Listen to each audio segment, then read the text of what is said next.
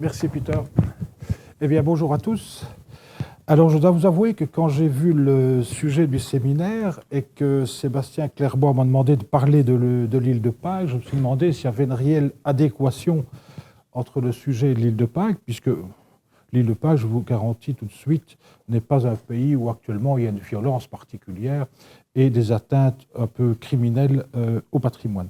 Mais en fait, en réfléchissant bien, je me suis rendu compte qu'il y avait tout à fait matière à vous parler de cela aujourd'hui, parce que je vais surtout utiliser le sous-titre de séminaire, les atteintes à travers l'histoire, et vous allez voir que là, il se passe tout de même un certain nombre de choses à l'île de Pâques. Alors, je vous resitue rapidement l'île de Pâques au milieu du Pacifique. Sur cette belle carte, j'ai dessiné en vert les eaux territoriales, parce que si j'avais dû dessiner des petites îles, vous ne les verriez pas. Mais chaque grande tache verte est donc un pays indépendant. Vous ne les connaissez pas pour la plupart, mais ça n'a guère d'importance. Et l'île de Pâques est à l'extrême sud-est de ce domaine. C'est la terre sans doute la plus isolée géographiquement, mais ce n'est pas du tout une terre isolée culturellement. Et donc l'île de Pâques fait partie d'un ensemble culturel assez énorme dans son territoire, même s'il n'y a pas beaucoup de population dans ce gigantesque territoire que l'on appelle le triangle polynésien, qui va de Hawaï à la Nouvelle-Zélande jusqu'à l'île de Pâques. C'est une homogénéité culturelle pour toute une série de raisons, la plus évidente étant l'homogénéité linguistique. Ça appartient à une grande famille linguistique qui a même des développements jusque Madagascar, puisqu'une population originaire de l'Asie du Sud-Est insulaire, donc entre l'océan Indien et l'océan Pacifique, avec des migrations à travers le Pacifique et d'autres à travers l'océan Indien jusqu'à Madagascar. Alors, je ne vais pas vous faire toute l'histoire de l'île de Pâques, mais je vais seulement vous redonner quand même quelques notions géographiques. Ce n'est pas si petit que cela, 170 km². C'est grand comme la région bruxelloise. Voilà. C'est 5 km² de plus que la région bruxelloise. Donc, vous ne faites pas le tour de la région bruxelloise à pied en une journée. Je vous souhaite bonne chance. Ça représente quand même un peu plus de 60 km de côte, le tout organisé strictement par des systèmes volcaniques.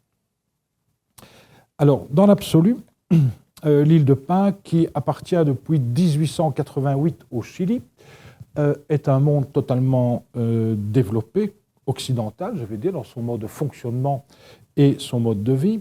Il y a toujours un petit village à l'île de Pâques, c'est la tache rouge que vous avez sur cette carte, village dans lequel sont concentrés un maximum d'habitants. Même si l'île de Pâques a connu une histoire un peu tumultueuse à travers le 19e siècle et une bonne partie du 20e siècle, aujourd'hui, ce pays vit dans une démocratie parlementaire avec un développement économique certain. Et il faut savoir que le Chili est d'ailleurs une exception en Amérique du Sud.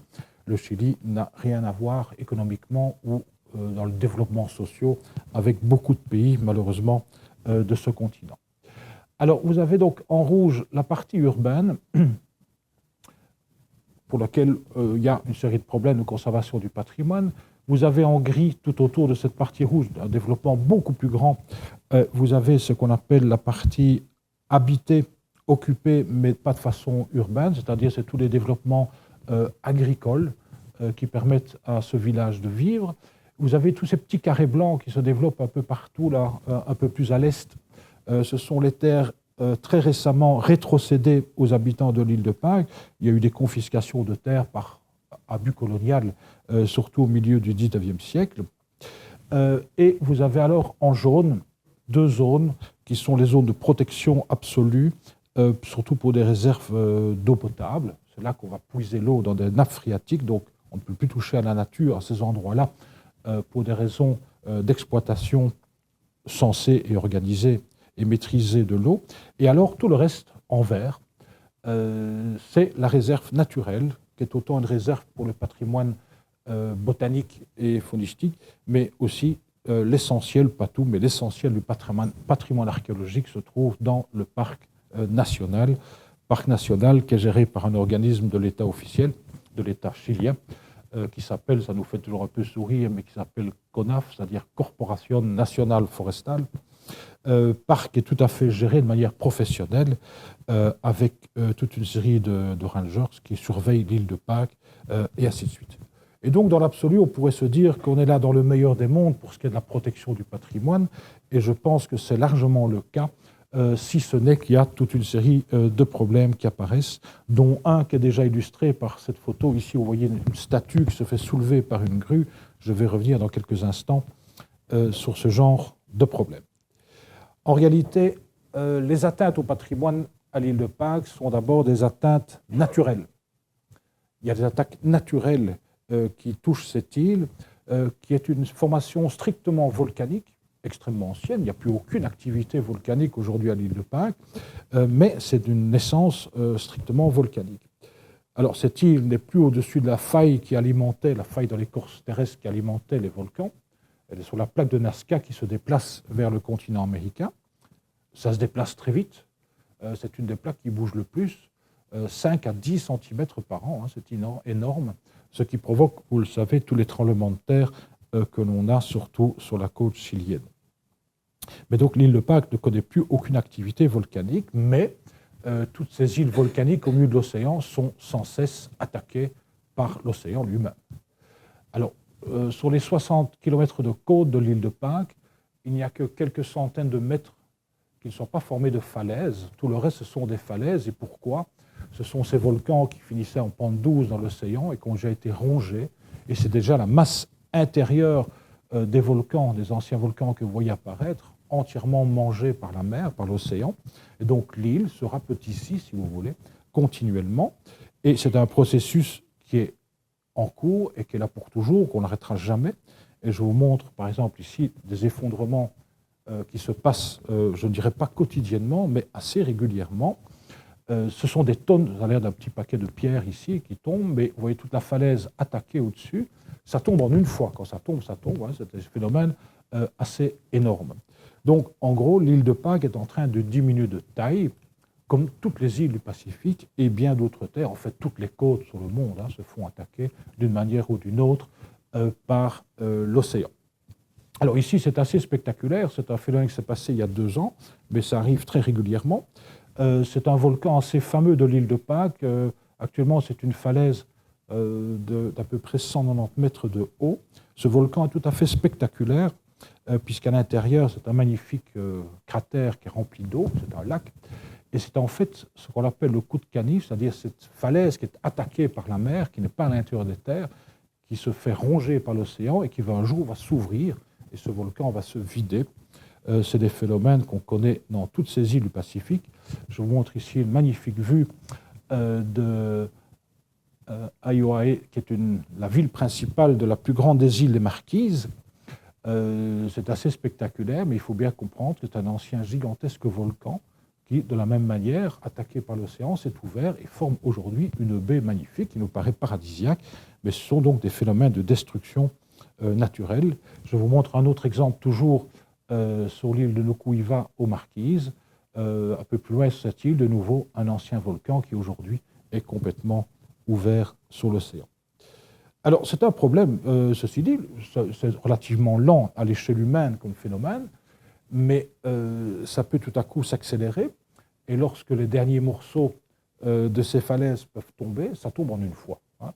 Et en un coup, vous avez un cratère qui se vide et qui se remplit d'eau de mer sur des phénomènes assez violents. Ceci dit, ce n'est pas propre, je vous l'ai dit, aux îles du Pacifique. Vous avez un bel exemple ici qui est très connu, qui tracasse beaucoup de monde. Ce sont les côtes normandes qui sont extrêmement attaquées pour le moment par la mer, par l'océan. Et vous avez même des maisons construites au bord de ces falaises qui dévalent parfois en une fois. Vous n'avez pas le temps d'évacuer, une fois que ça bouge, c'est terminé.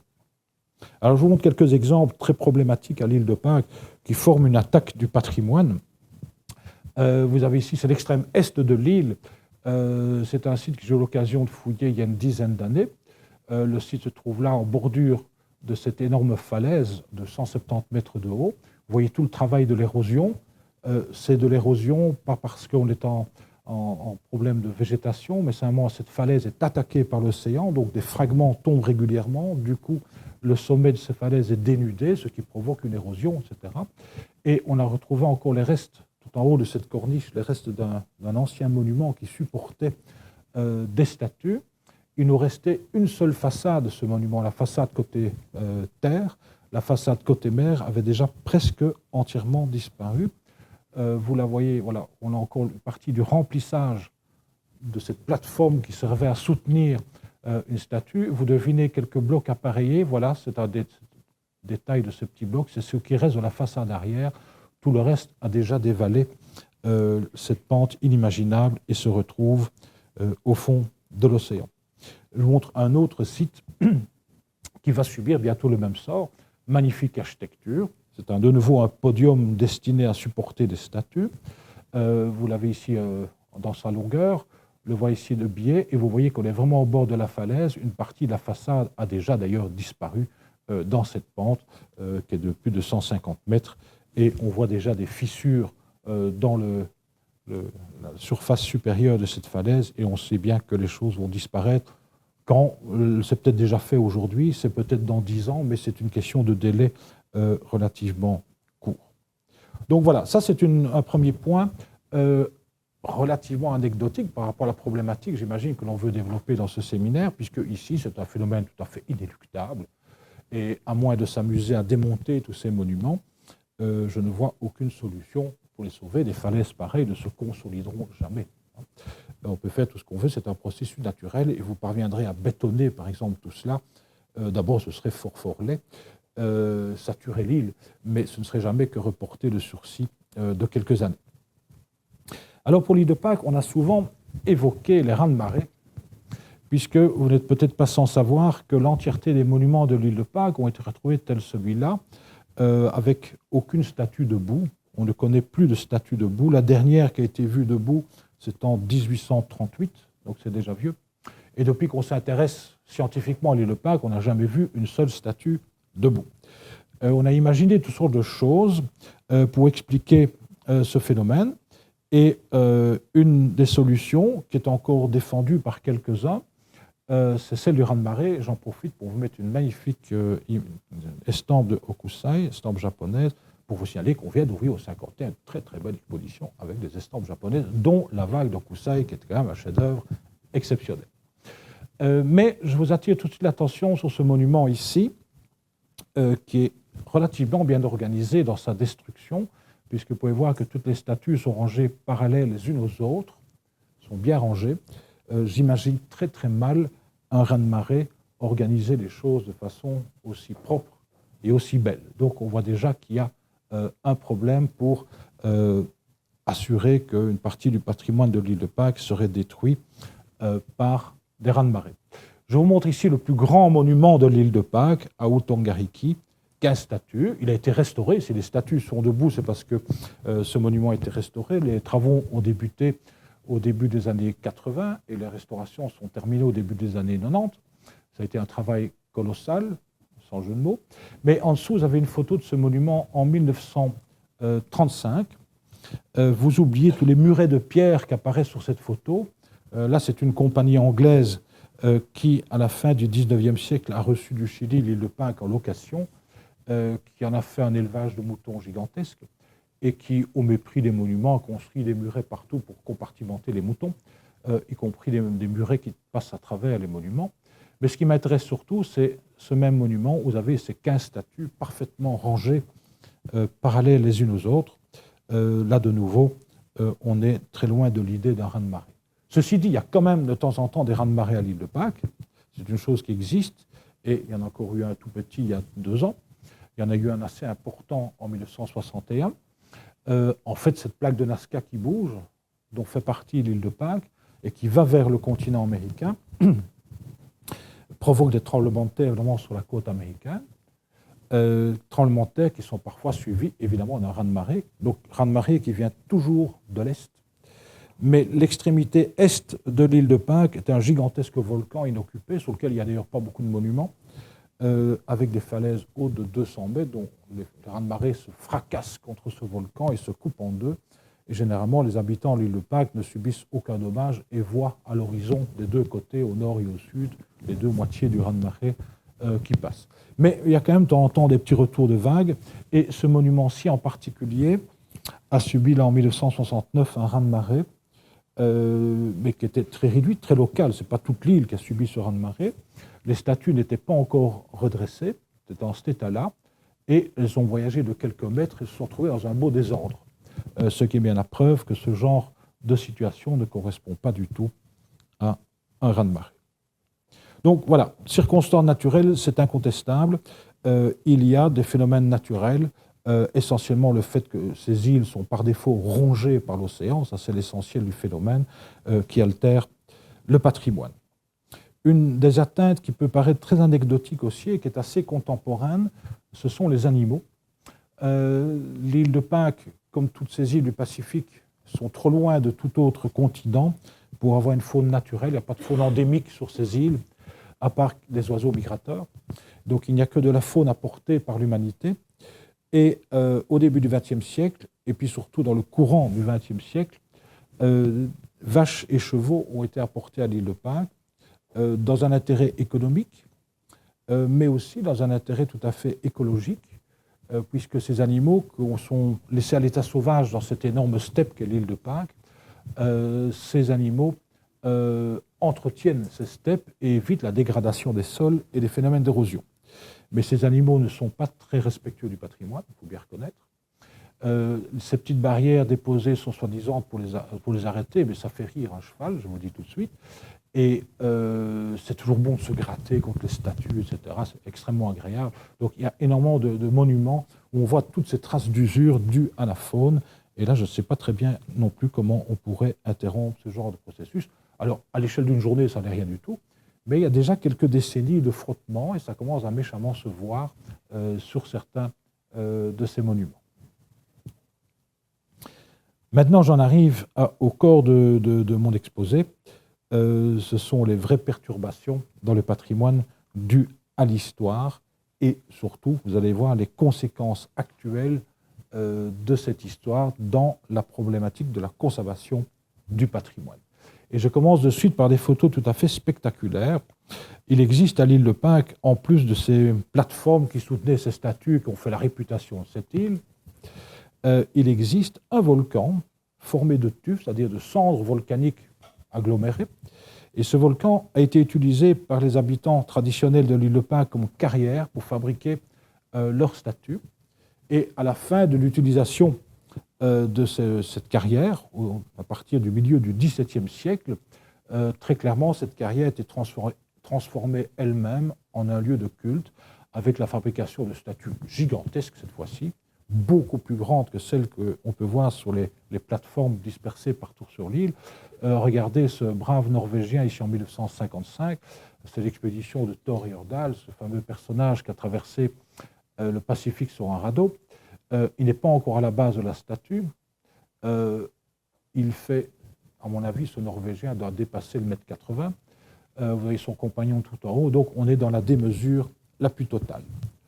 C'est la même statue, avec Heyerdahl facile, mais réouverte quelques années plus tard pour des besoins de démonstration. Si vous regardez bien cette statue, on voit les tétons là, qui sont dessinés. Et vous avez qu'il y a une petite perforation naturelle dans la roche qui apparaît. Là, c'est une anomalie naturelle dans la roche. Et vous revoyez ce genre de détails ici. Il y a une chose qui a changé très clairement, c'est que la statue possède une belle couleur jaune et tout ce qui était hors du sol, cette statue était enfouie volontairement, tout ce qui dépassait hors du sol a changé de couleur, altéré chimiquement. Les lichens poussent dessus et il y a aussi des desquamations à cause de la pluie qui apparaît. Le phénomène est très rapide, puisqu'ici on est en 1955. Heyerdahl a refermé sa fouille pour garder cette statue en place, il n'a pas tout à fait refermé le trou jusque là où il l'avait trouvé. Donc il y a un peu plus de la statue qui a émergé, et en une dizaine d'années déjà, la couleur a changé, les lichens ont commencé à stacker la statue, etc. Je vous montre tout cela pour vous montrer à quel point c'est un matériau extrêmement tendre que ce tuf utilisé pour faire des statues, et qui réagit extrêmement vite aux conditions climatiques. Rien qu'une exposition à la lumière transforme cette matière de jaune vers un gris-brun sale, pas très joli, et tout de suite, l'eau va attaquer en détachant les petits morceaux la matière, et les lichens, qui sont intéressants pour nous pour faire de la chronologie, mais qui sont en même temps extrêmement destructeurs, puisqu'ils vont faire exploser avec leurs racines également cette matière. Je vous en montre une autre ici pour vous montrer la différence de conservation. Vous avez ce corps, les détails des doigts ici, le sexe qui est indiqué, le nombril, etc. C'est d'une fraîcheur étonnante. Et la tête, vous voyez déjà dans quel état elle se trouve. C'est tout à fait étonnant.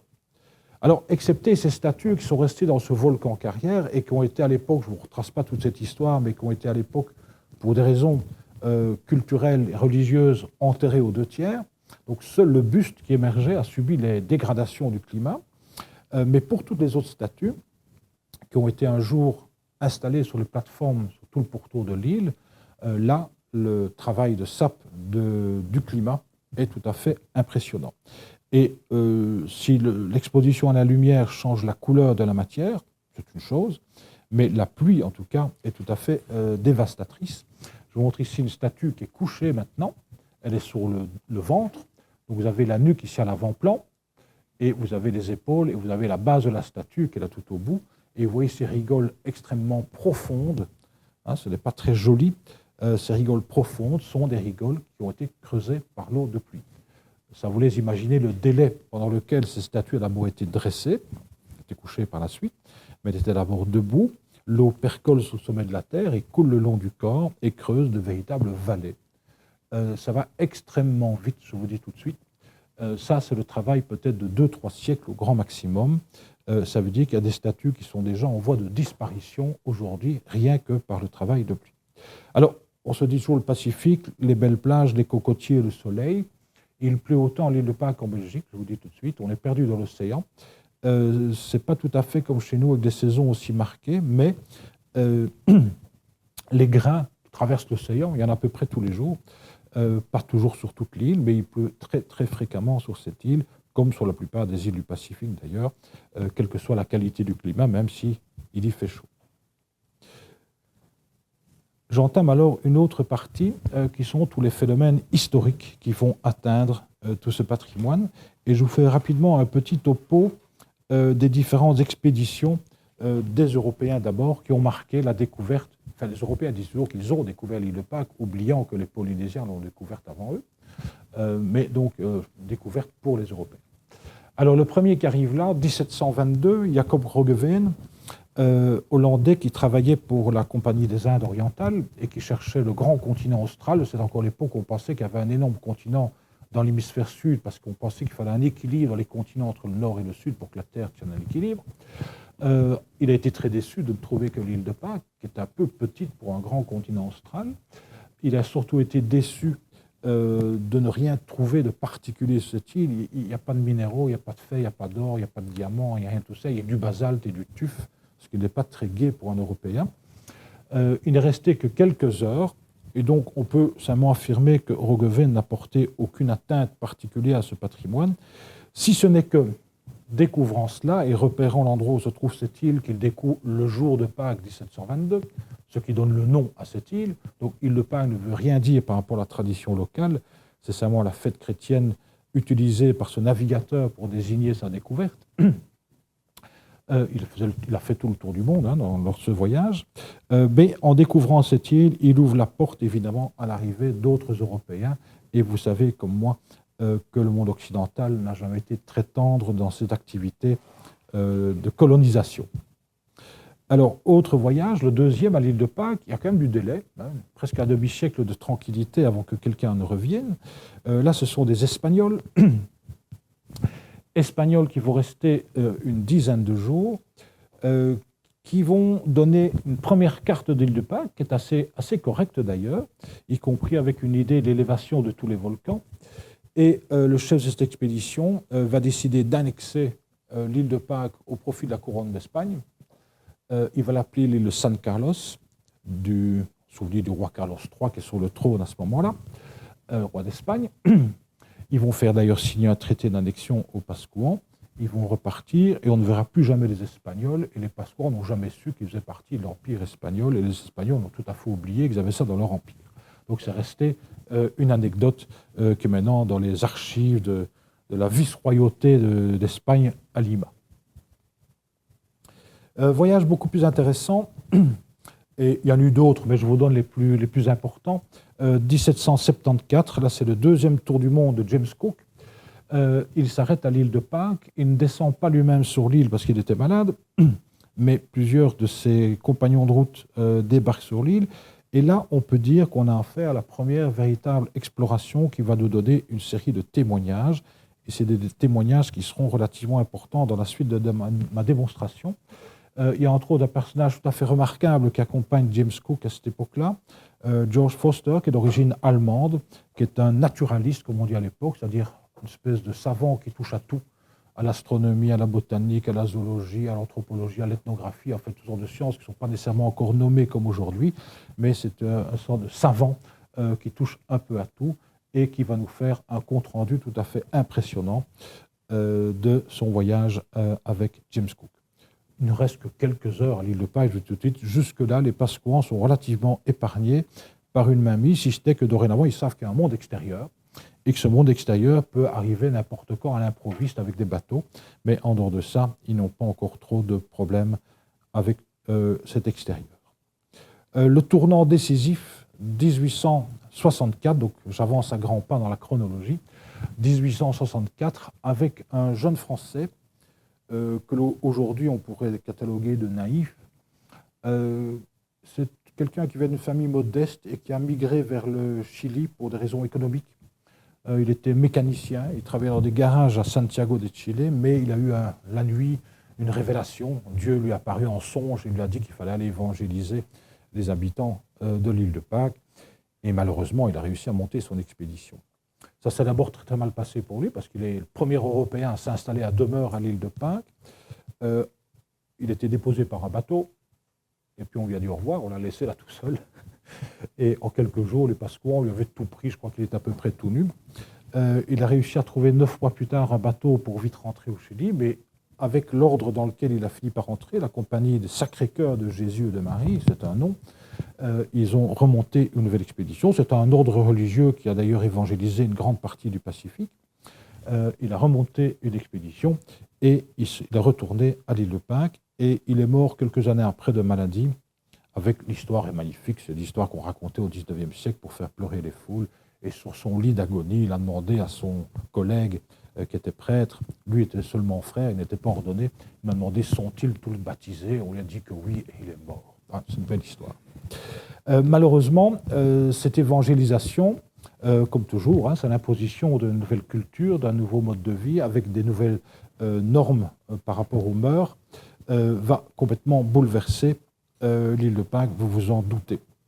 Avec cette propension qu'ont souvent les missionnaires, je ne parle pas ceux d'aujourd'hui, mais les missionnaires ont souvent eu cette propension à détruire ce qu'on appelait les monuments païens pour faire place à un nouveau monde, évidemment, la vérité, si vous voulez.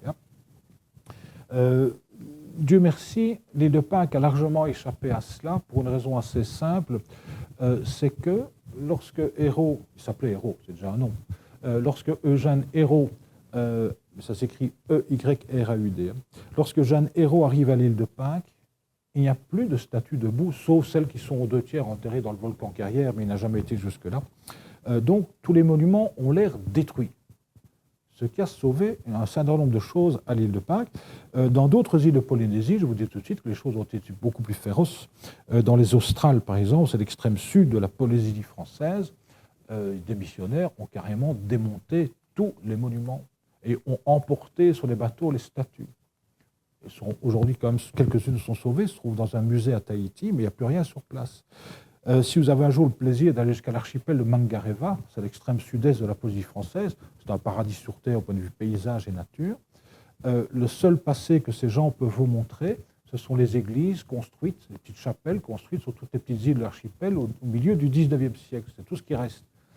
Et le missionnaire de l'époque a récupéré toutes les dalles de tous les monuments, a tout détruit pour faire ces petites chapelles. Donc parfois il y a des destructions, mais absolument systématiques. En 2-3 décennies, certains de ces missionnaires extrêmement zélés pouvaient vous ratiboiser le patrimoine entier de toute une île. Alors à l'île de Pâques, il s'est passé autre chose, parce que clairement, quand ces premiers missionnaires arrivent, le patrimoine a l'air d'être déjà en ruine. Ça, c'est extrêmement important. Et donc, ces missionnaires ne vont pas vraiment s'occuper de ce patrimoine, et ce qui nous permet encore aujourd'hui d'y avoir accès et de pouvoir le fouiller. N'empêche qu'il modifie complètement la vie de la population. C'est eux qui rassemblent tout le monde dans ce qui est encore la seule ville actuelle de l'île de Pâques, la ville de Hangaroa. Les missionnaires détestent avoir leurs ouailles dispersées partout. Il faut tous les rassembler autour de l'église, c'est important, pour former une communauté. Donc ça, c'est la première modification. Et, entre nous soit dit, on parle toujours du patrimoine monumental. Celui à l'île de Pâques va tenir le coup. Très bien, on a de la chance. Mais c'est une atteinte fondamentale ici au patrimoine qu'on appelle maintenant immatériel. Vous cassez les gens par rapport à leur territoire et à leur dispersion clanique et familiale. Vous les organisez dans un nouveau contexte religieux. Vous les rassemblez dans un milieu proto-urbain. Ce sont quand même des modifications assez sévères. J'avance dans le temps. On est déjà maintenant ici à la fin du XIXe siècle, 1886, avec un voyage tout à fait fameux. On est 2 ans avant l'annexion de l'île de Pâques par le Chili. C'est toujours une île qui est réputée autonome et indépendante, si ce n'est que maintenant, il y a déjà une vingtaine d'années que les missionnaires sont implantés sur l'île. Tous les habitants sont convertis, ils habitent tous dans le même village, le reste de l'île est un peu laissé à l'abandon. Et un bateau états-unien débarque à l'île de Pâques pour des raisons strictement scientifiques. C'est un bateau qui a fait le tour du Pacifique. Enfin, quand je dis strictement scientifique, il y a peut-être une arrière-pensée coloniale, mais en tout cas, l'île de Pâques ne nous a pas intéressés de ce point de vue-là. C'est une île un peu trop pauvre en ressources pour cela. Mais à bord de ce Mohican, un personnage tout à fait particulier, qui était officier de la marine américaine, mais qui était surtout aussi une sorte d'ethnologue amateur employé par la Smithsonian Institution à Washington, musée célèbre encore aujourd'hui, un musée gigantesque. Et il est chargé de faire une enquête sur l'île de Pâques, ce qu'il va faire avec beaucoup de zèle et, je dois dire, avec assez bien d'efficacité.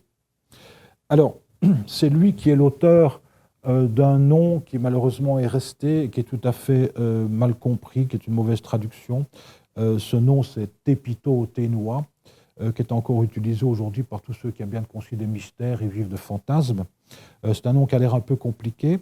Ce que Thomson a compris, c'est que Pito, c'était le nombril, et Enua, c'était l'utérus. C'est quand même un drôle de nom pour une ville qui s'appelle le nombril et l'utérus. C'est pas très joli à notre goût à nous. Et il en a conclu que le nombril était peut-être ce volcan magnifique. C'est le fameux volcan qui a servi de carrière pour fabriquer les statues, dont le cratère est là aussi un très très beau lac. Volcan, je vous montre l'extérieur. L'extérieur de ce volcan, et on devine le grand cratère là au centre. Il est estimé que ça avait un peu la forme d'un nombril, et que c'était peut-être donc une métaphore des habitants de l'île de Pâques. Et pour ce qui est de l'utérus, c'est cet autre volcan dont j'ai déjà parlé, dont je vous dis que le lac un jour va s'ouvrir à la mer et se remplir d'eau de mer, avec cette énorme falaise. Et il a estimé là que cratère qui fait 1 kilomètre de diamètre représentait peut-être l'utérus, c'est-à-dire le lieu où la vie était née sur l'île de Pâques. Bon, je vous dis tout de suite que c'est une erreur de traduction. Pito veut bien dire le nombril, Enua veut bien dire l'utérus, mais ce sont des sens tout à fait secondaires. En fait, Pito, ça veut d'abord dire la fin de quelque chose, et donc le nombril qui est la fin de votre corps, parce que dans la mentalité là-bas, lors de la naissance, on est relié à la mère par le cordon ombilical, et donc le nombril est le bout, le dernier morceau qui se forme du corps, qui est encore rattaché au corps de la mère. Mais ça veut d'abord dire la fin de quelque chose, et Enua, c'est peut-être l'utérus, mais c'est surtout le monde, tel qu'il est connu. Et donc Tepito Enua veut dire, a été mal traduit aussi comme fin du monde. En réalité, ça veut seulement dire Finistère, et ce n'est pas le nom de l'île, c'est le nom de chacune des extrémités. Il y avait 3 bouts à cette île, 3 Tepito Teanua, 3 Finistères à cette île qui est triangulaire. Enfin bref, je passe au genre d'histoire. Mais Thomson fait une enquête tout à fait sérieuse en quelques jours. Je dois dire qu'il a travaillé d'arrache-pied. Il nous dresse une carte, une nouvelle carte, c'est la deuxième carte que nous possédons pour l'île de Pâques, qu'il n'y en a pas eu entre-temps, avec déjà toute une série de monuments indiqués avec les noms indigènes, qu'il comprend comme il peut, il ne connaît pas du tout la langue, ce n'est pas une évidence. Il entreprend même en une dizaine de jours quelques fouilles, enfin c'est plutôt des explorations un peu sauvages à l'échelle de l'archéologie d'aujourd'hui, mais enfin on est là à la fin du XIXe siècle. Vous voyez, on est tout avec les grandes pelles et pioches et on sort une série d'objets, mais il va nous décrire assez fidèlement ce qui reste vaguement de la vie traditionnelle, mais qui depuis 20 ans est déjà complètement transformé par les missionnaires. Alors, ce genre de petite maison ne forme déjà même plus l'habitat traditionnel, mais reste une architecture qui est en phase avec les moyens techniques possibles sur cette île. Mais il faut avouer aussi que Thompson va faire des enregistrements par le dessin, très bon dessinateur, qui sont assez fidèles à la réalité telle qu'on peut encore la voir aujourd'hui sur toutes ces plateformes qui ont bien l'air d'être détruites. Vous voyez, ici on voit une statue complète, la voilà sur le dessin et sur la photo, cette statue dont il manque la tête, la voilà aussi. Alors il a dessiné la bordure de ce podium avec toute une série de petits dessins sur les dalles de bordure. Ça ne se voit pas sur la photo qui est en dessous, parce que c'est une question de lumière, mais ces dessins existent bien réellement. Je montre un autre exemple de son travail dans le volcan Carrière, avec des statues inachevées. Voilà la réalité en dessous. Vous avez le dessin de Thompson au-dessus. Tout ça est franchement correct. Il y a une chose qui a été assez particulière dans tous les travaux de Thompson, c'est qu'il a été le premier à interroger les habitants de l'île de Pâques sur leur mythologie, leur connaissance de leur histoire, de leur passé, etc. Et là, chose qui ne lui a pas paru étrange, qui était tout à fait concevable, les Pasquans lui a dit que tous les monuments étaient détruits parce qu'ils s'étaient battus entre eux.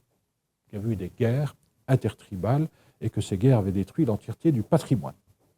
Et d'ailleurs, Thompson trouve sur le sol de l'île toute une série d'objets fabriqués dans de l'obsidienne, c'est un verre volcanique naturel qui affleure à plusieurs endroits de l'île de Pâques, et il estime que tous ces objets, renforcés par la vie des habitants de l'île de Pâques, que tous ces objets sont des pointes de lance, sont des armes de guerre.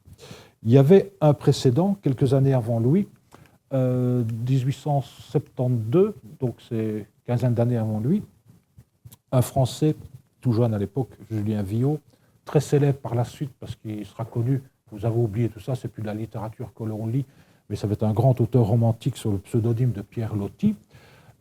Pierre Loti qui passe là et qui reçoit d'ailleurs des habitants de l'île de Pâques 2 de ces pointes de lance emmanchées sur un grand manche fait d'une nervure de palmier, de palme, une grande nervure, c'est très solide, qui donne bien l'idée de pointe de lance. On sait aujourd'hui qu'il s'agit de nervures de palme, d'une variété de palmier qui n'a jamais poussé à l'île de Pâques, c'est très embêtant. L'histoire a été reconstituée, c'est en fait des nervures de palme qui étaient utilisées à Hawaï pour renforcer des caisses, pour les mettre dans les bateaux, renforcer les angles des caisses. Et donc c'est la récupération et du montage qui a été fait là à la fin du XIXe siècle.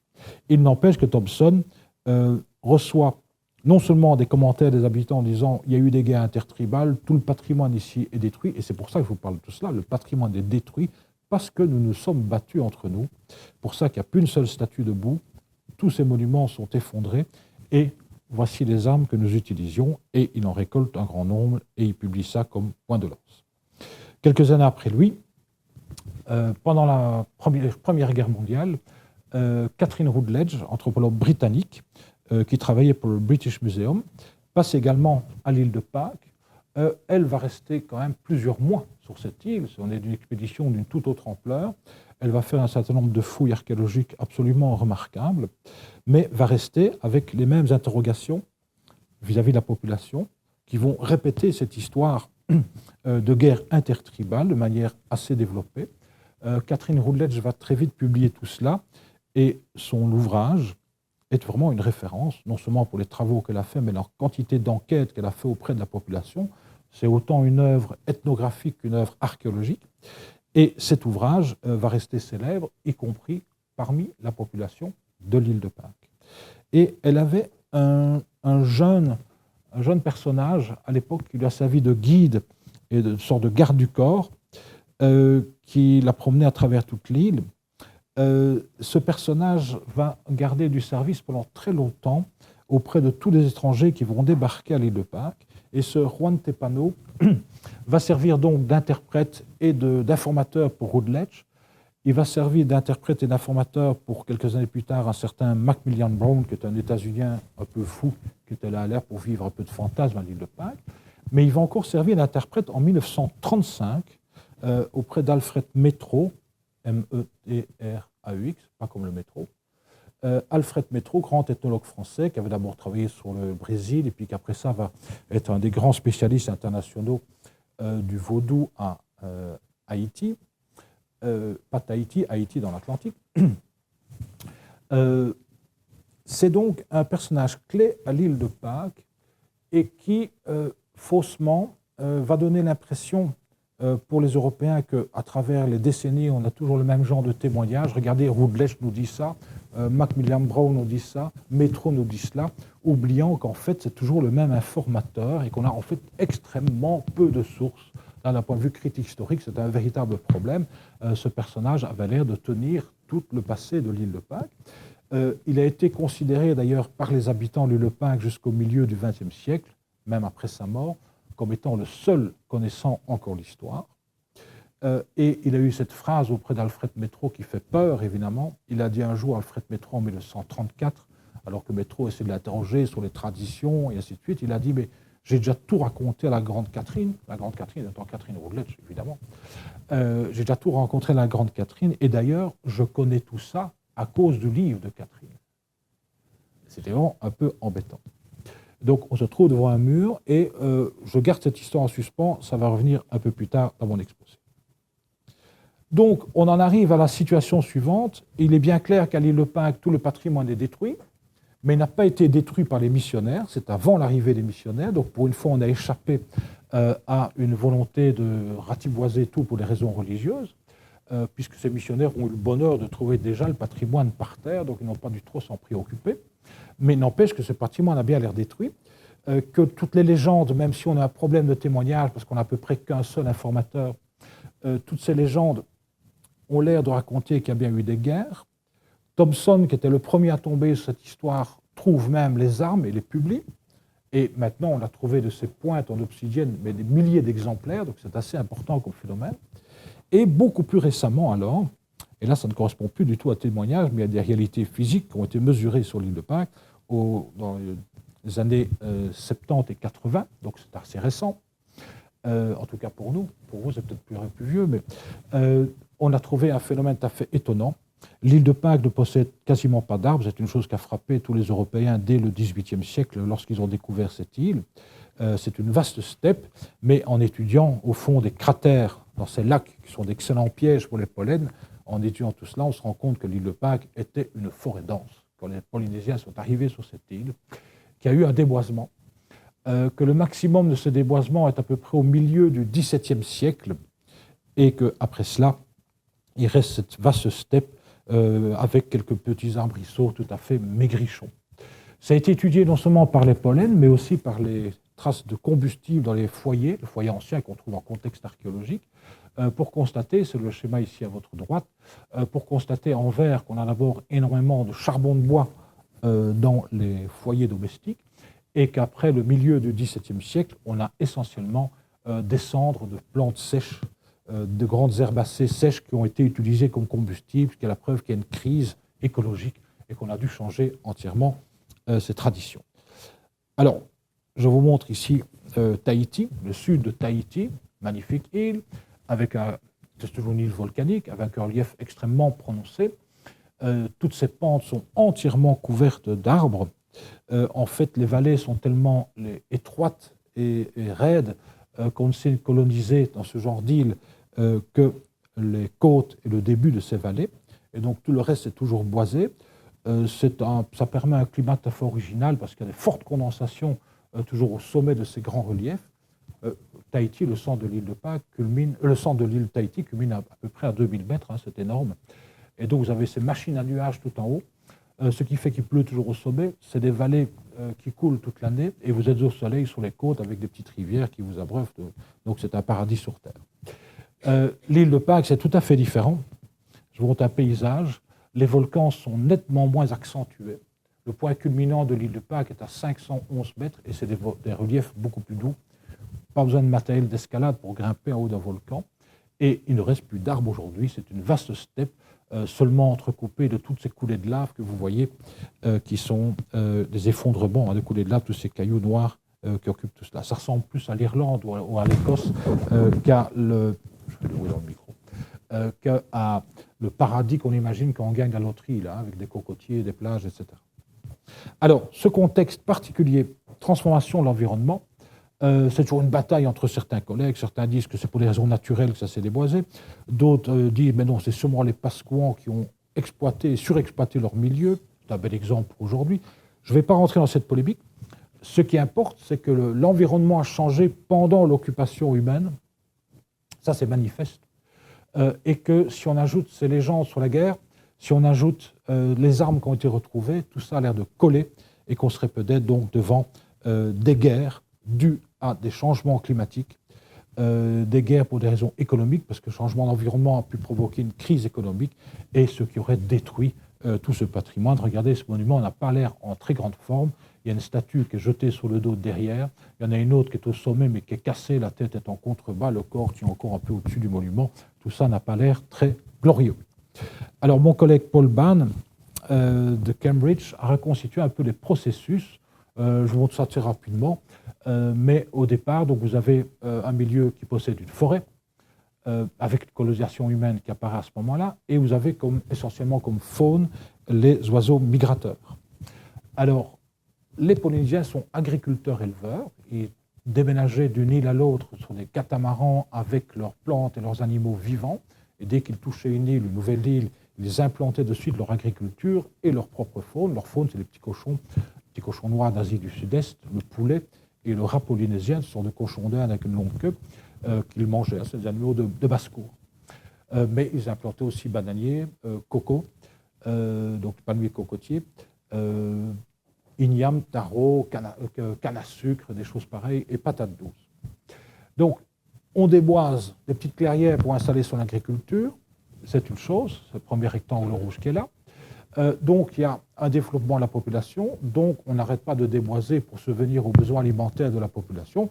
C'est un processus qui se passe à peu près partout dans le monde dès que l'on s'adonne à l'agriculture.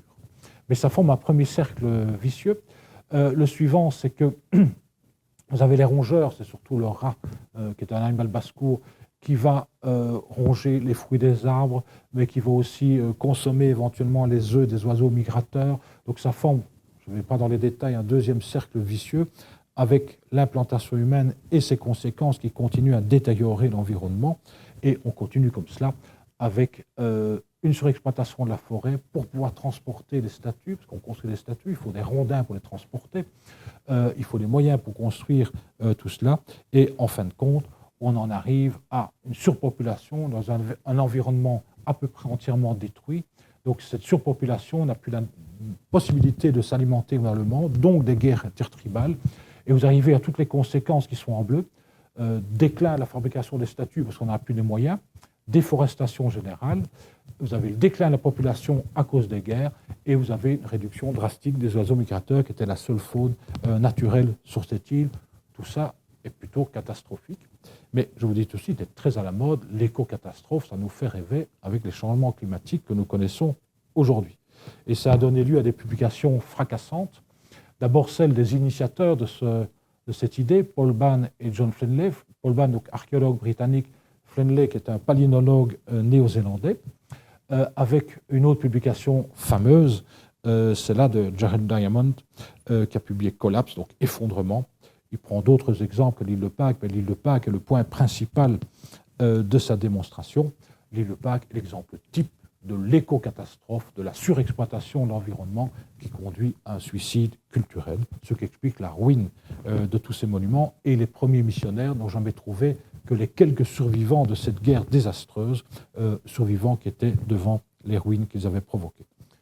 Si vous avez envie un jour de vous amuser, vous allez, ça se loue, ça se télécharge où vous voulez, prenez le film qui s'appelle Rapa Nui. Rapa Nui est le nom actuel en polynésien de l'île de Pâques. Le film Rapa Nui, produit par Kevin Costner. C'est un très très grand moment de science-fiction au passé, avec ces gens qui se battent et qui détruisent les monuments en attachant des cordes sur les statues. Je leur souhaite bonne chance. Heureusement, elles sont en carton ici. Je leur souhaite bonne chance parce qu'ils n'ont pas l'air de comprendre très bien qu'ils vont se la ramasser sur la tête, mais c'est pas très grave. Et c'est avec une belle héroïne et un beau héros qui sont des espèces de Roméo et Juliette de deux clans rivaux, évidemment, etc. Je vous abrège tous les détails de ce genre de constitution, donc, et la machine à fantasme. Bon. Donc on aurait, en tout cas c'est ça qui est important, dans le cadre de ce séminaire, une explication ici. Le patrimoine serait détruit à cause de la propre histoire de l'île de Pâques, et bien avant que les Européens n'interviennent, c'est leur propre histoire. Ces gens ont surexploité l'environnement et ça a eu des conséquences que nous connaissons. Un tournant dans l'histoire de l'île de Pâques, j'avance très fort dans le temps, ici j'arrive déjà en 1960, un tournant fondamental, ce sont les travaux d'un archéologue américain, si je me souviens bien, il était dans le Wyoming, William Mulloy, qui avait déjà participé aux expéditions du Norvégien Heyerdahl, mais qui est revenu à l'île de Pâques et qui a travaillé pour l'Université de Wyoming à l'île de Pâques jusqu'à la fin de sa carrière, et qui a été le premier à se lancer dans la restauration d'un monument de l'île de Pâques. Et voici le tout premier monument qu'il a restauré, qui est un monument un peu à l'intérieur des terres. Ce n'est pas le seul, mais c'est un des monuments spectaculaires à l'intérieur des terres. Je vous dis tout de suite que les statues ici sont de taille raisonnable. Elles font 3 mètres de haut, si je me souviens, c'est tout à fait raisonnable. On a eu toute une série de photos, voilà, William Mulloy, de cette restauration qu'il a fait avec les habitants de l'île de Pâques et avec les moyens du bord, et sans doute selon des procédés qui devaient être tout à fait faisables à l'époque traditionnelle, ils ont redressé ces statues, c'est-à-dire avec des leviers, puis on glisse des petits cailloux en dessous des statues, on remet le levier, on retire un peu, on relève, et tout doucement, la statue se lève avec une petite montagne de cailloux qui la soutient, et une fois qu'elle est droite, on peut démonter cette colline artificielle de pierraille qui a permis de monter les statues. C'est un moment extrêmement important dans l'histoire de l'île de Pâques, parce que jusque-là, les habitants de l'île de Pâques étaient dans le dénuement économique le plus profond, que ce soit déjà avant l'annexion par le Chili, Chili seulement en 1888, mais depuis l'arrivée des premiers missionnaires et surtout de quelques aventuriers qui ont voulu transformer l'île de Pâques en une grande exploitation agricole dans la deuxième moitié du XIXe siècle.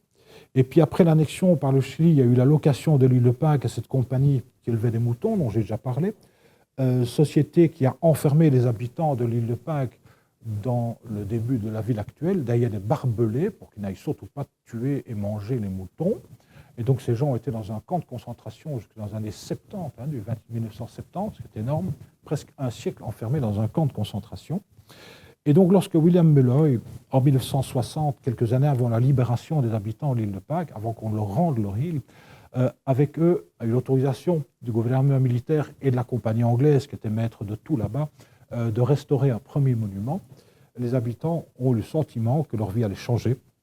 Et c'est pour eux le symbole d'un profond renouveau culturel.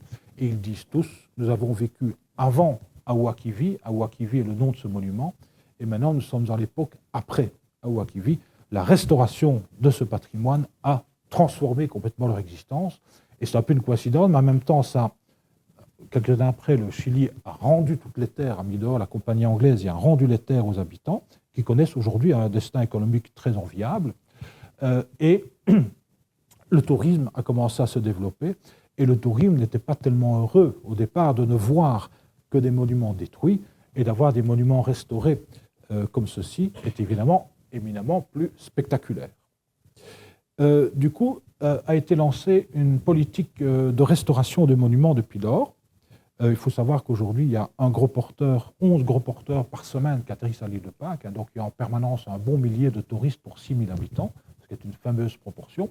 Il n'y a pas de quoi détruire l'environnement de l'île de Pâques, contrairement à ce que certains disent, mais le tourisme est très nettement la toute première économie de l'île de Pâques.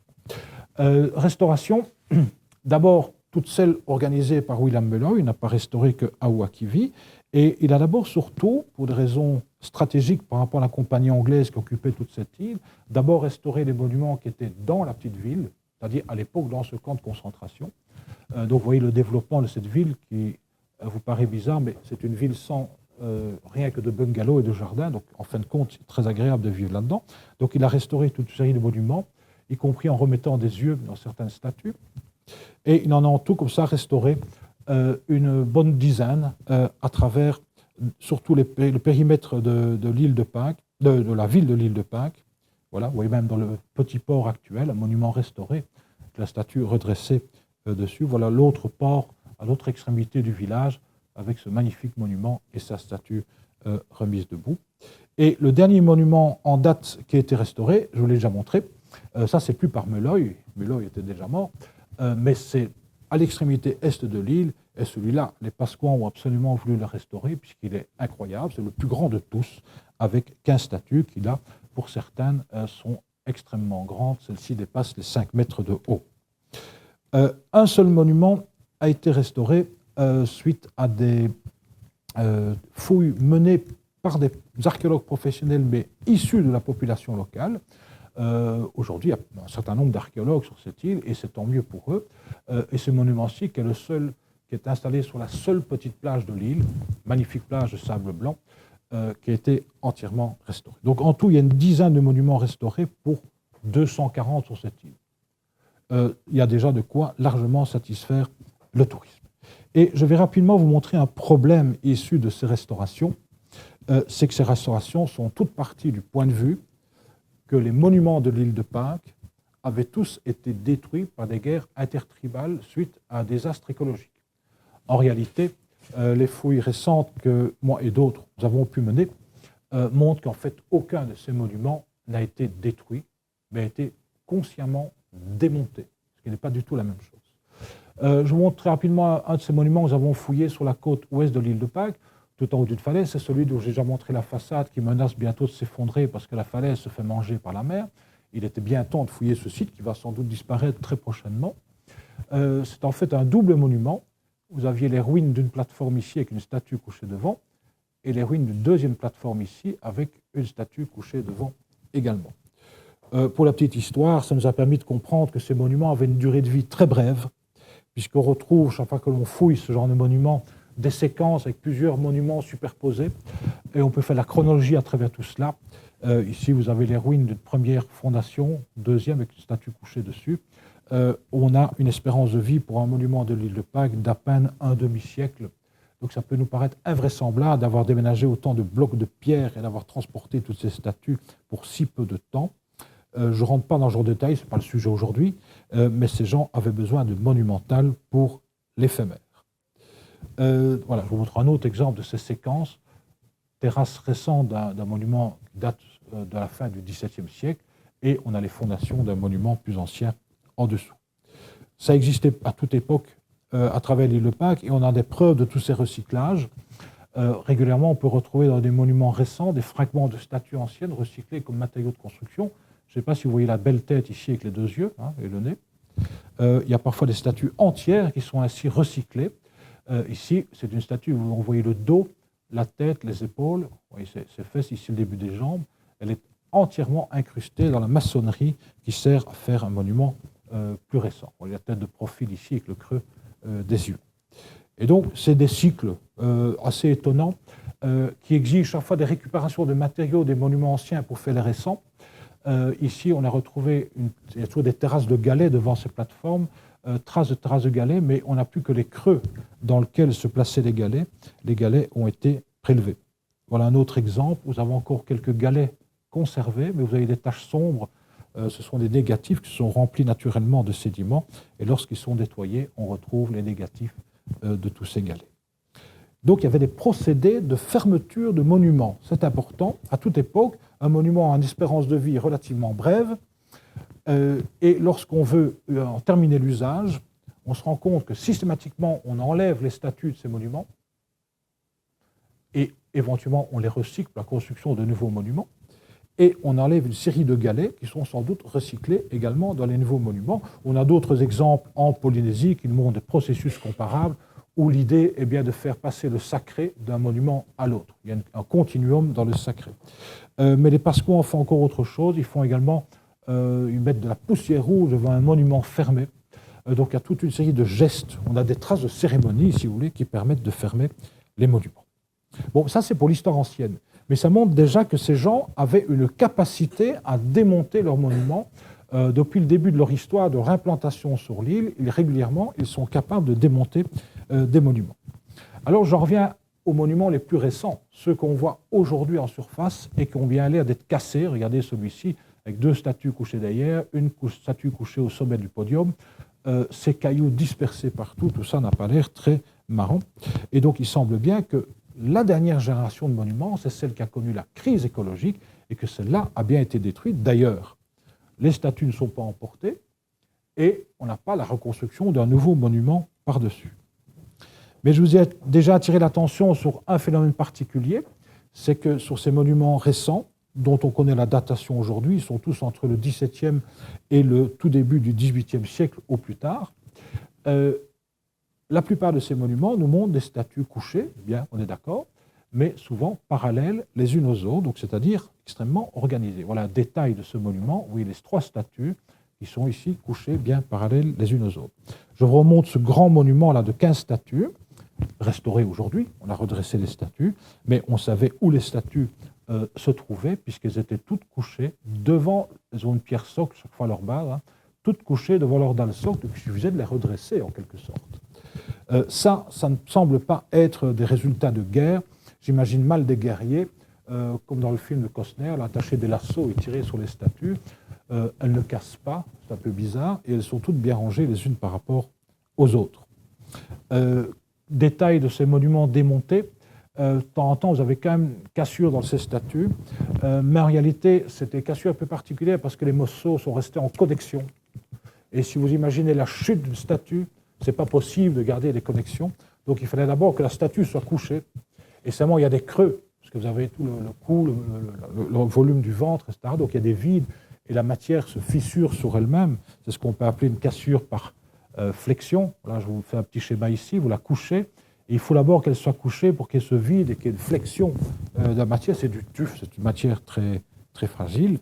Il y a des cas comparables où plutôt que d'avoir les morceaux parfaitement en connexion, on a l'impression que le buste a descendu un étage. Mais il suffit à ce moment-là que la statue soit couchée sur le ventre et que la statue reste en porte-à-faux. Il y a un vide en dessous. Et à un moment donné, elle se fissure. Et voilà, hein, un vide en dessous, et elle peut descendre d'un étage. Donc les seuls bris que l'on constate ne sont explicables qu'après avoir déjà couché la statue. Et comme toutes ces statues sont en tuf, il est impensable qu'elles aient été couchées par accident ou par violence pour être à ce point bien conservées, même si quelques-unes sont fissurées aujourd'hui. Et je reviens à la fouille que j'ai menée là, il y a quelques années sur la côte ouest. On va d'abord regarder ce bâtiment méridional ici, qui montre 2 statues, une qu'on voyait en surface, une qui était enterrée. Alors c'est extrêmement intéressant, toutes les 2 sont cassées, mais c'est ce genre de cassure par flexion, les morceaux sont bien en connexion. Vous voyez ici, cassé à hauteur des épaules, mais le ventre de la statue reposait sur l'exacte limite du podium, donc la tête était dans le vide et elle est descendue d'un étage. L'autre statue, le cou est brisé, mais conservation de la connexion, et regardez le visage rigoureusement intact, il n'y a pas un coup sur le nez, le front, que la première partie qui a touché le sol. Donc ces statues ont bien été déposées au sol et pas jetées. Et ce qui est extrêmement intéressant, c'est qu'une des 2 statues était enterrée lorsque nous l'avons commencé la fouille du site, et donc il y a tout un strate de sédiments qui sépare la première statue couchée de la deuxième.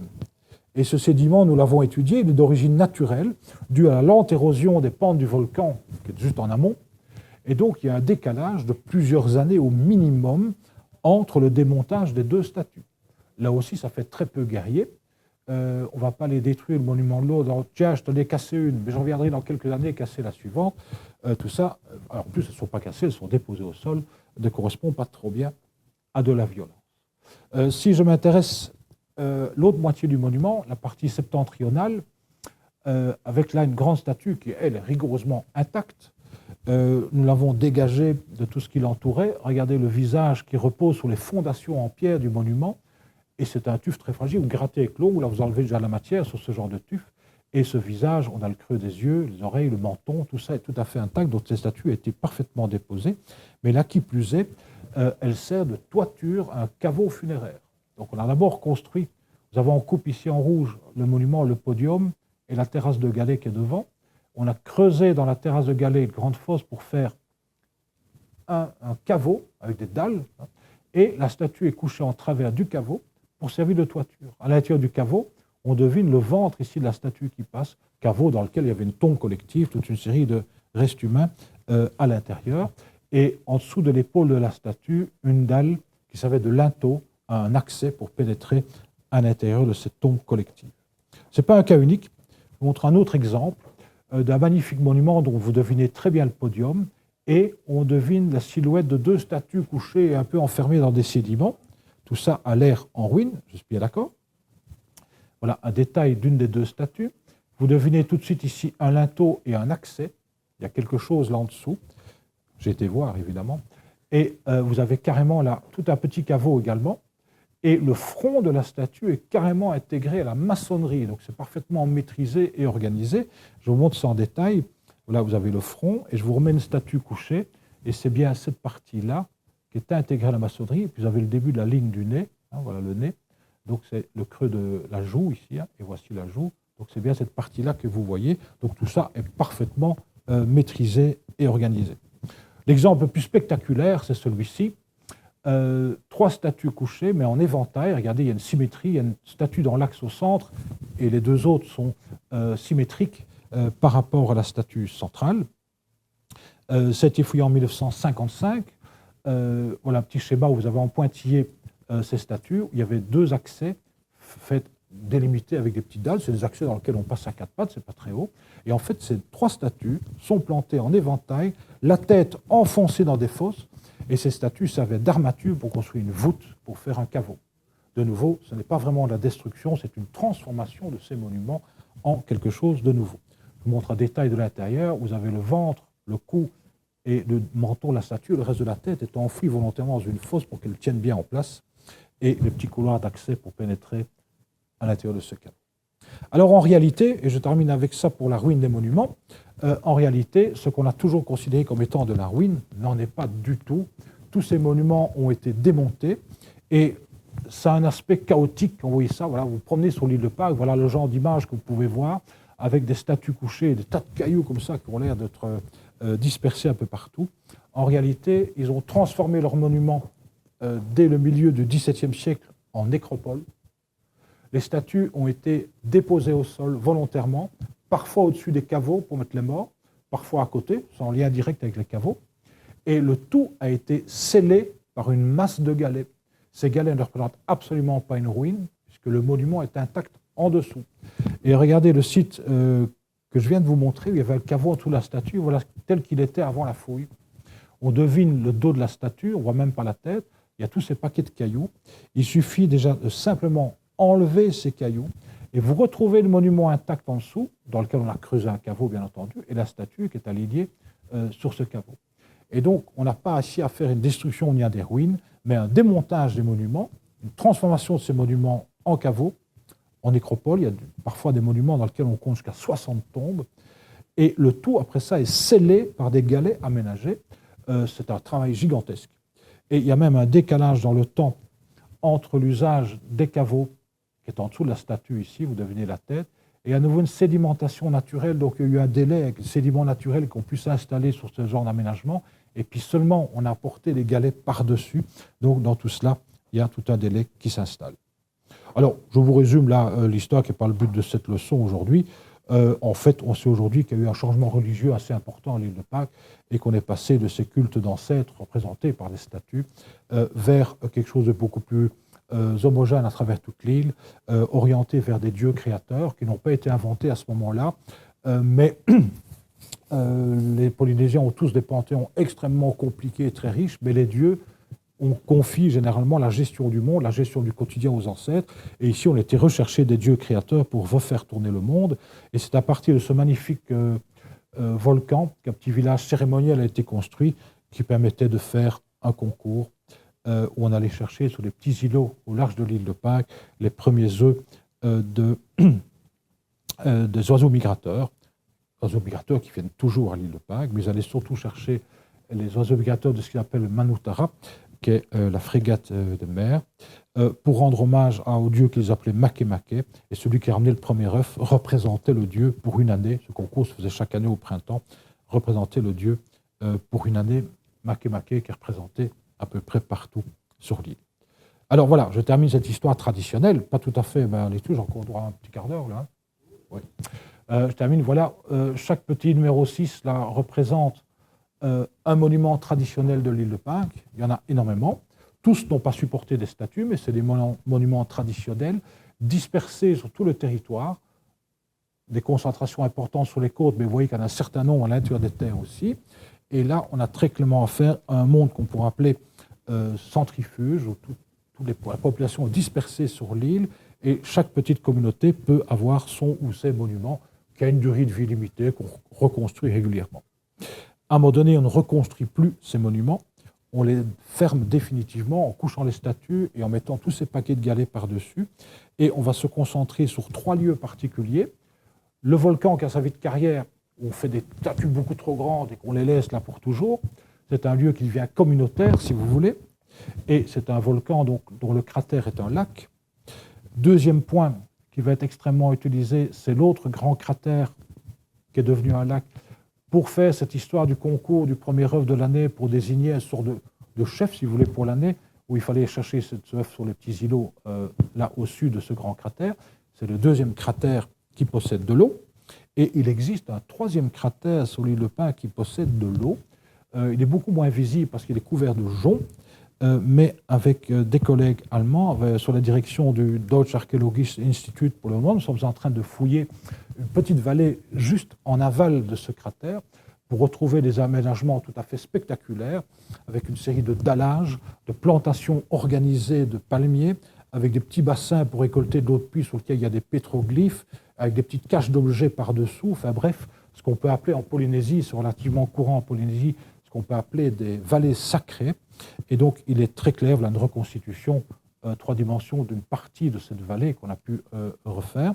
Il est très clair que ce troisième cratère qui possède un lac a également servi à quelque chose à époque récente sur l'île de Pâques. Et donc, on est passé de ce monde centrifuge à un monde centripède. Il n'y a pas eu de guerre, en fait, à l'île de Pâques. Il n'y a pas eu de destruction. Il y a simplement une recomposition du monde. Alors, toutes les armes que Thompson nous avait trouvées, regardez-les bien. Vous ne devez pas être grand archéologue pour comprendre immédiatement que mettre tout ça dans le même panier et dire que tout ça sont des pointes de lance, c'est un peu spécial. Je vous en montre des spectaculaires où ça va être compliqué d'en faire des pointes de lance. C'est des gros rabots. Le seul manche authentique qui a été trouvé, c'est celui-ci. C'est une pièce qui est conservée au British Museum. C'est une petite poignée, donc c'est un petit outil domestique pour faire du travail de jardin où vous travaillez le bois, et ce n'est pas du tout un instrument de guerre. Alors on se retrouve là, et je terminerai ce cours avec ce problème qui est extrêmement important et que vous devez garder en mémoire d'un point de vue méthodologique. On se retrouve là avec un problème. Les traditions données par ces gens ne correspondent pas aux faits archéologiques.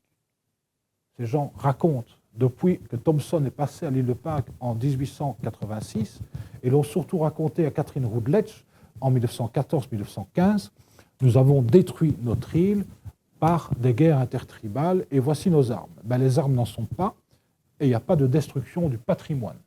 Pourtant, nous retrouvons tous ces monuments démontés. J'ai commencé à vous donner une solution en disant que vous avez démonté pour des raisons religieuses, mais la mémoire a l'air d'avoir perdu tout cet épisode. Et là, je vous montre une petite anecdote, ce qui est passé pour une anecdote, mais je pense que c'est un phénomène extrêmement important. En 1955, Thor Heyerdahl, qui est un personnage un peu particulier, c'est un humaniste, c'est un type qui a fait manifestement beaucoup de bien humainement pour la population d'île de Pâques qui à l'époque vivait dans un désastre économique et culturel, mais qui, d'un point de vue scientifique, est un personnage tout à fait fantasque, qui ne s'encombrait pas trop de critiques historiques et de recherche de preuves, mais il a fait une série de fouilles donc, à l'île de Pâques en 1955, et il avait gagné, et là sans arrière-pensée, il avait gagné la confiance des habitants de cette île, qui lui ont montré alors ce qu'ils ont appelé « nous avons des grottes secrètes ». Et on voit ici le maire du village de l'époque, M. Hattan, on le voit ici avec Thor Heyerdahl dans sa grotte secrète, et il lui montre les sculptures sacrées de son clan familial, et il explique que chaque famille, ces survivants de l'île de Pâques, les quelques-uns enfermés dans ce camp de concentration, ont leur petite grotte secrète, et il est le premier non-pascouan à pouvoir pénétrer là-dedans. Au départ, Heyerdahl s'est dit « je tombe sur le jackpot ici, quelque chose que personne n'a jamais vu, je tombe enfin sur le secret de l'île de Pâques », mais en faisant l'inventaire de ce qu'il voit à l'intérieur de ces grottes secrètes, c'est des choses un peu particulières, évidemment. Vous avez des crânes, ça n'existe absolument pas dans la tradition polynésienne, crâne sculpté en basalte, mais plus anachronique encore, une tête d'un cheval. Mais le cheval a été introduit à l'île de Pâques au tout début du XXe siècle. On n'est pas du tout dans une atmosphère traditionnelle. Vous avez une Vierge à l'enfant, on voit tout de suite d'où ça peut sortir. Et alors, vous avez ici un mélange de choses bizarres. Ce sont tous des thèmes bien de l'île de Pâques, une silhouette d'une statue traditionnelle et une silhouette de ce qu'on appelle l'homme-oiseau, grand œil, le bec et puis un corps humain. L'homme-oiseau, c'est celui qui gagne ce concours annuel et qui représente le dieu pendant une année. cette association des deux est improbable, cas unique. Donc c'est bourré d'anachronismes. Alors que représentent ces grottes secrètes? Que se passe-t-il? Je vous montre un petit tableau démographique de l'île de Pâques. Ça a été une catastrophe à travers la deuxième moitié du XIXe siècle. Et la population minimum 1877, on ne compte plus que 111 habitants. Tout ça a été détruit par des raids esclavagistes et surtout par l'apport de maladies, la petite vérole, la lèpre, etc. Et cette population va se reconstruire extrêmement lentement. Je vous montre l'état de la population à l'époque où Thomson, premier scientifique à passer à l'île de Pâques, est arrivé. Il y en avait un tout petit peu plus, mais avec déjà des étrangers qui habitaient à l'île de Pâques. À l'époque où Catherine Routledge est passée, on est seulement à 250 habitants. Et il faut bien se rendre compte que tous les témoignages que l'on a eus, ce sont des témoignages des descendants de survivants qui ont subi le désastre. Alors, lorsqu'il y a eu des raids esclavagistes, je vous garantis qu'on prend les forts à bras, on prend les hommes, et on laisse les femmes et les vieillards. Lorsque la maladie s'installe, elle va toucher d'abord les vieillards et les enfants. Donc il y a eu une destruction de toute la population, et les survivants ne sont pas nécessairement ceux qui détenaient le savoir traditionnel. Alors pour terminer, je vous fais un petit schéma. Vous avez une première période dans l'histoire de l'île Pâques avec la construction de toutes ces plateformes. Avec ces plateformes représentent des dieux domestiques ou des ancêtres, et c'est donc un moment où chaque petit clan familial peut vivre dans une certaine indépendance. Deuxième période, qui est celle où on démonte les monuments et on se tourne vers des dieux créateurs pour essayer d'unifier l'île, peut-être pour des raisons économiques, c'est peut-être lié à la déforestation. Il fallait peut-être mieux gérer globalement le tout que de continuer à disperser chacun dans son coin.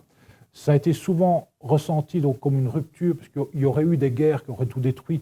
En réalité, c'est une lente transformation, et aujourd'hui, je peux vous dire qu'on a des chronologies très précises, et c'est un minimum d'1 siècle et demi de processus pour passer de l'un à l'autre, donc ce n'est pas vraiment une révolution. Donc il y a une continuité en réalité. Et troisième période, c'est en fait, après le désastre de la rencontre avec les Blancs, surtout à cause des maladies, une période de reconstruction culturelle de ces gens qui ont été privés par la force des choses de leur passé. Et c'est à ce moment-là que l'on crée les grottes sacrées et qu'ils se réinventent une iconographie.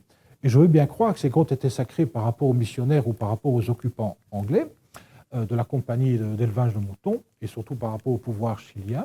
Mais en réalité, là, on pense à une continuité, c'est les survivants. En réalité, il y a une rupture, on les a coupés de leur passé, et ces survivants essayent de réinterpréter ce qu'ils voient de leur passé et qu'ils ne comprennent plus, et de se redonner de nouvelles images de leur culture, avec ces sculptures de chevaux, de Vierge à l'enfant et de mélanges d'iconographie qui paraissent un peu irrationnelles, mais qui correspondent à une véritable reconstruction. Et donc, tous les savoirs que l'on connaît de l'île de Pâques appartiennent aux tenants de cette troisième période, qui n'est pas en continuité, mais qui est en rupture avec la période historique ancienne. Et je vous montre Tépano, qui a servi d'informateur à tout le monde. Il est sans doute un des champions de cette reconstruction culturelle, et il n'y a pas de malice ici, il n'y a pas de malhonnêteté là derrière. Ces gens ont été coupés de tout, et ils ont dû redonner un sens à leur monde. Mais les premiers chercheurs, et il y en a encore aujourd'hui qui jouent avec cela, pensent qu'il suffit d'interroger un vieux aujourd'hui, mais d'ailleurs les vieux aujourd'hui, ils n'étaient pas encore nés en 1934 quand le métro est venu, donc tout ça est un peu ridicule. Si vous demandez, et ça veut dire quoi ça? Alors, forcément, il est chez lui, il va vous répondre quelque chose. Mais surtout, il va vous répondre avec du sens. Il connaît, et là maintenant il y a une tradition qui est bien établie, il connaît ce qu'on raconte depuis 3-4 générations maximum, qui est le résultat de cette reconstruction de survivants qui ont subi un cataclysme tout à fait authentique. Alors, si on est naïf, on utilise ça comme argent comptant, comme étant le souvenir direct des périodes du passé. Même si c'était le cas, il faut quand même être conscient que les mythes et les légendes ne racontent jamais des faits historiques, mais une manière de voir le monde. Alors non seulement ce n'est pas des faits historiques, mais en plus il y a rupture et on n'est même pas sûr que ça raconte la vision du monde du passé. Mais on utilise ça pour reconstruire cette période en disant ben donc il y a eu crise, donc il y a eu guerre, et on fait ce genre de film hollywoodien et d'autres, malheureusement, d'autres publications scientifiques. Et c'est ça qu'on utilise pour essayer de faire l'interprétation de l'histoire ancienne. Et donc on en arrive à des gens qui ont mal géré leur environnement, qui ont provoqué un désastre écologique, etc. Et on refait l'histoire à l'envers. En réalité, si on reprend les choses dans le bon sens, faire ce processus de remonter dans le temps sans maîtriser les continuités ou les ruptures, c'est donner une mauvaise interprétation du passé, Mais cette mauvaise interprétation a une influence sur la culture contemporaine. Et en fin de compte, on fait croire aux Pascouans, et eux-mêmes se donnent à croire qu'ils ont un passé qu'ils n'ont pas eu. Et donc, il y a une sorte de négation de la nature de l'identité culturelle d'aujourd'hui, qui est une identité culturelle fondamentale et à conserver et à protéger. Ils l'ont construite eux-mêmes. On n'a pas à faire de choix là-dessus et à dire c'est bien ou pas bien. Mais leur faire croire ou leur donner les moyens de croire que cette culture originale qui leur est propre aujourd'hui correspond tip-top à celle du passé, ça évidemment engendre des problèmes c'est comme si c'était des reliquats figés du passé, ce qui n'est pas le cas. C'est une population moderne qui a son propre contenu culturel aujourd'hui. Alors, quel est le rapport de tout cela avec la préservation du patrimoine? Je pense que c'est le dernier coup de boutoir à la destruction du patrimoine, dans le sens où vous avez des processus naturels qui détruisent par la force des choses, et ça, on n'arrêtera jamais cette île, les manger petit à petit par les éléments, y compris le climat, la mer et le climat. Vous avez ensuite la première catastrophe qui est dans le patrimoine immatériel avec l'évangélisation et puis tous ces raids esclavagistes, maladies, etc., qui vont détruire quasiment cette population, et les quelques survivants n'ont manifestement plus la mémoire de leur passé, mais ils ont le courage de reconstruire un contenu culturel qu'on est en train de redétruire aujourd'hui intellectuellement, en faisant croire qu'il est le reflet du passé, que le passé est une vilaine histoire de catastrophes et de guerres, et ça influence la suite, ce contenu culturel, et surtout, ça donne une mauvaise interprétation des monuments que l'on considère définitivement comme détruits, et donc on se permet de les restaurer, en disant on peut remettre debout, c'est le renouveau culturel, ce qui a été détruit, et je vous remonte par exemple ce magnifique nécropole, en fait, Exestrateus, c'est une véritable architecture, avec des éléments qui étaient autrement auparavant, et on vous les redresse sans plus tenir compte de tout cela, et on vous les dresse en niant toute une étape du passé. Ceci n'est pas une destruction, est une organisation volontaire du patrimoine. Et restaurer tout cela en détruisant cette dernière étape de l'histoire de ces monuments, c'est nier une étape importante de l'histoire de l'île Pâques, et je pense que c'est une forme de destruction aussi. Alors, il n'empêche que si on restaure après fouille quelques monuments, c'est très bien, et il n'y a pas d'histoire à faire là-dessus. Et je vous signale aussi que si on veut être correct, c'est aux habitants de l'île à choisir les processus qu'ils veulent se donner. Mais nous avons quand même le devoir, les archéologues locaux et nous qui travaillons avec eux depuis l'Europe ou les États-Unis, d'informer la population de leur histoire réelle, en leur expliquant bien que ça ne nie pas leur contenu culturel aujourd'hui, et c'est le point le plus délicat, et ça va prendre du temps, ce sont des négociations très difficiles, parce que l'identité culturelle est quelque chose de très sensible.